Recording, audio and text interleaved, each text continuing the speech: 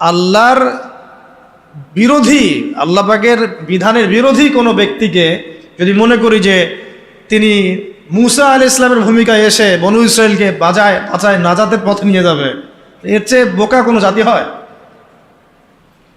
আফসোস এগুলো আমাদের জন্যে। তো আল্লাহ পাক আমাদেরকে হক বোঝার তৌফিক দান করেন। 4 নম্বর কটা হলো? 4টা। একটা কি ছিল বলেন তো? প্রথমটা এইটুকু আলোচনা মুখস্থ করে বসা যায় তাহলে আজকের আলোচনা সফল ইনশাআল্লাহ।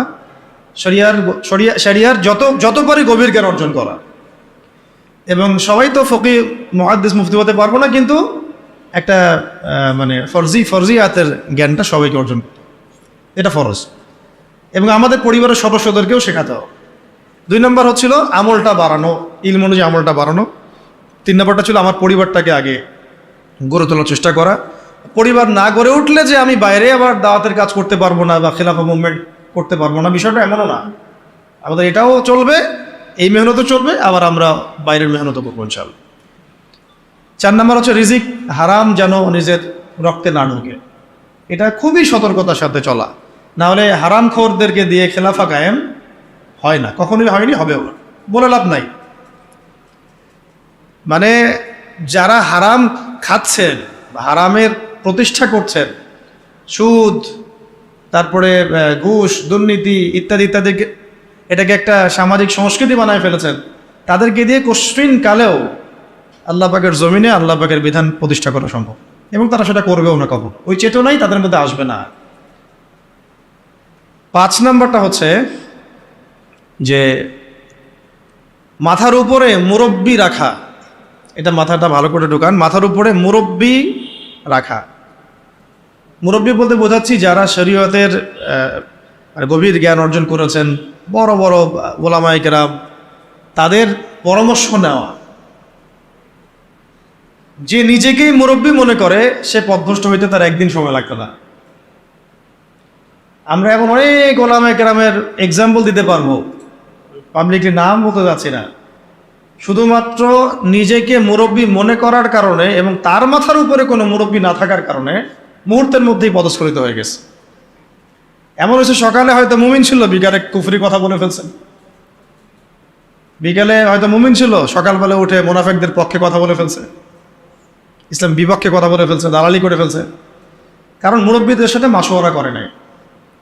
এই জন্যে, আর এটা হলো তাদের কথা বললাম যারা মানে ফান্ডামেন্টাল আলেম, এরকম অনেকেই এরকম পরিস্থিতির শিকার হয়ে গেছে। আর আমরা যারা আলেম না, জেনারেল শিক্ষিত মানুষ বা শরিয়াত অত বুঝি না, তারা যদি মুরব্বি মেনে না চলে আমাদের কি অবস্থা হইতে পারে? তো এখন এখানে আমি চলমান প্রেক্ষাপটে একটা খালি আফসোসের কথা বলি, শোনেন, অনেক কিছুই হলো, অনেক কিছুই হচ্ছে, আবার অনেক কিছু হবে, তাই না? কিন্তু যারা এখানে নেতৃত্ব দিচ্ছেন বা লিডিং রোল প্লে করছেন, তাদের মাথার উপরে কোন কোন মুরব্বীদেরকে তারা রেখেছেন, এইটা আমি জানতে চাই। কোন কোন বরেণ্য বিদগ্ধ ওলামায়ে কেরাম আর মুরব্বীদের সাথে মাশওয়ারা করে আপনারা কাজ করছেন, এটা জানার আমার খুব ইচ্ছা। যদি করেন আলহামদুলিল্লাহ, যদি না করেন তাহলে এটা খুবই গলত একটা কাজ হচ্ছে। উচিত ছিল বরেণ্য ওলামায়ে কেরামদের সাথে পরামর্শ করা। ওলামায়ে কেরাম আপনার ঘরের দরজার সামনে যাবেন না, তো আপনাকে আসতে হবে ওলামায়ে কেরামের দরবারের সামনে। জ্ঞান কারো কাছে হেঁটে হেঁটে যায় না, আপনাকে জ্ঞানের কাছে আসতে হবে। আর বরেণ্য ওলামায়ে কেরামদেরকে ফেসবুকে পাবেন না তো এইভাবে, ফেসবুক ইউটিউবে খালি সার্চ মারলেই তো হবে না যে কাদের ওয়াজ মানুষ বেশি শোনে আর কাকে মানুষ বেশি বড় আলেম মনে করে। নো, আপনাকে দেখতে হবে যে আলেমরা কাকে আলেম মনে করে, আমজনগণ কাকে আলেম মনে করে, এটা বড় কথা না। আমজনগণ যদি আলেম মনে করে ভোটাভুটি হয়, তাহলে আমি তো কালকে প্রেসিডেন্ট হইতেও পারি, আল্লাহ যদি চান। বা আরো অনেকে আছে, আজারি ভাই আছে, আমাদের আরো অনেক ভাই আছে, ভোটাভুটি নিলে তো তারাও ভালোই করবে, খারাপ হবে না, তাই না? জনপ্রিয়তা আছে, এটা সত্য মিথ্যার মানদণ্ড না। এই জনপ্রিয়তা হক আর বাতিলের মানদণ্ড কোশ্চিন গেলেও না। আপনারা দেখবেন ওলামায়ে কেরাম কাকে হক মনে করেন, ওলামায়ে কেরাম কার কাছে ইলম নিতে যান, ওলামায়ে কেরাম না কার পিছনে ছুটতেছেন, ওইটা আপনি ফলো করুন।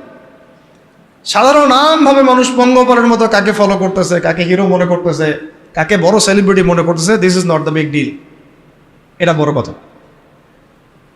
এটা এটা ভালো হতে পারে, তার জন্য কল্যাণকর হতে পারে, আবার ফিতনাও হতে পারে। ইসলামিক ক্ষেত্রেও, রাজনৈতিক ক্ষেত্রেও এবং সামাজিক ক্ষেত্রেও অনেক বিশেষ সিদ্ধান্ত গৃহীত হচ্ছে ফেসবুকের মাধ্যমে। ফেসবুকে একটা হাইপ তুলে দেন, দেখা যাবে মানুষ দেখা যাচ্ছে ওইটাকে নিয়ে সারাদিন বসে আছে, ঘুরে ফিরে ওইটা সামনে আসতেছে, এটা নিয়ে সবাই লেখালেখি করতেছে, পরে ওইটার আলোকে একটা সিদ্ধান্ত বাস্তবায়ন হয়ে গেল। সুবহানাল্লাহ, সুবহানাল্লাহ, কি জাহালাত, কি ফিতনা। কেন জাহালাত ফিতনা বলছে? একটা এক্সাম্পল দিলে বুঝবেন, একটা খালি এক্সাম্পল দেব। মনে করেন এটা উমর রাদিয়াল্লাহু আনহুর শাসন, একটু মনোযোগ ধরে রাখেন। কার শাসন? উমর রাদিয়াল্লাহু আনহুর শাসনে যারা জনগণ তারা সবাই সাহাবী না? তারা আল্লাহর রসুলকে দেখেছেন না? এই দীর্ঘ সময় রসুলের সহবত ছিলেন না? ওই জামানার একজন ব্যক্তি কি এখনকার সব মানুষের চেয়ে উত্তম না? বুঝলেন কথা? কিন্তু উমর রাদিয়াল্লাহু আনহু সমস্ত সাহাবীদের সাথে এই তথাকথিত গণতান্ত্রিক পদ্ধতিতে মাশওয়ারা করতেন না। মাশওয়ারা করার জন্য ওই সাহাবীদের মধ্যেও বাছাইকৃত একটা প্যানেল ছিল তার, যেটাকে বলা হতো মজলিসে শুরা। কি বলা হতো? মজলিসে শুরা। তার মধ্যে বড় বড় বরেণ্য সাহাবী ছিলেন। আলী রাদিয়াল্লাহু আনহু ছিলেন, উসমান রাদিয়াল্লাহু আনহু ছিলেন, তালহা রাদিয়াল্লাহু আনহু ছিলেন, আব্দুর রহমান বিন আউফ ছিলেন রাদিয়াল্লাহু আনহু, আর কে জুবাইর ইবনে আওয়াম রাদিয়াল্লাহু আনহু ছিলেন। এরকম প্রায় 10 জন 15 জন সাহাবীর একটা প্যানেল ছিল। দেখেন, সাহাবীদের যুগেও তিনি বাছাইকৃত মানুষদের সাথে মাশওয়ারা করে সিদ্ধান্ত নিতেন। আমি কি পয়েন্ট বুঝাতে পারছি? সাহাবীদের যুগেও তিনি বাছাইকৃত সাহাবীদের সাথে মাশওয়ারা করে সিদ্ধান্ত নিয়ে রাষ্ট্র পরিচালনা করতেন। আর আমরা ফেসবুকের হাইপ থেকে সিদ্ধান্ত নেই। ফেসবুকে কাকে মানুষ হিরো মনে করছে, কাকে কার ভিউজ বেশি, কার ফলোয়ার্স বেশি, কে কোন হাইপে চলছে ইত্যাদি। আউযুবিল্লাহি মিন যালিক। এই হাইপের খপ্পরে পড়লে সবসময় সিদ্ধান্ত সঠিক হবে না, বেশিরভাগ ক্ষেত্রে ভুলও হইতে পারে। অমুক ইসলামী সংগঠনের আমির কে হবে, এটার ফয়সালা হচ্ছে ফেসবুকে। আর ফেসবুক তো ইউজ করতেছে সবাই, মানুষ, জিন, ইনসান, গরু, ছাগল, হাঁস, মুরগি সবগুলো। যেদিন বুঝে না যে আলেম না, যে কোরআন পড়তে পারে, যে পারে না, সবাই ইউজ করতেছে, সবাই মতামত দিচ্ছে। আর সবার মতামত সামনে যখন আসতেছে একটা বিশৃঙ্খল অবস্থা। একটা এক্সাম্পল দিলাম। উমর রাদিয়াল্লাহু আনহু সমস্ত সাহাবীদের মধ্যে থেকে বাছাইকৃত সাহাবীদেরকে নিয়ে মজলিসে শুরার মধ্য দিয়ে সিদ্ধান্ত নিয়ে রাষ্ট্র চালিয়েছেন বলেই তো ওই যুগটাকে বলি আমরা সোনালী যুগ। ওই জামানায় যদি ফেসবুক থাকতো তাহলে অবস্থা খারাপ ছিল।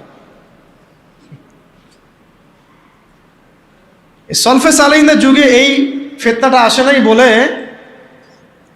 তাদের চরিত্র আল্লাহ পাক হেফাজত করেছে। এখনকার যুগে যদি আবু হানিফা রাহিমাহুল্লাহ বয়ান করা শুরু করে, তার বয়ানের যে কত ভুল মানুষ ধরা শুরু করবে আল্লাহই ভালো জানেন ফেসবুকে।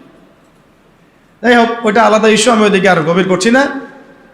তা আমি বলতে চাচ্ছিলাম যে মাথার উপরে কি রাখা ভাই?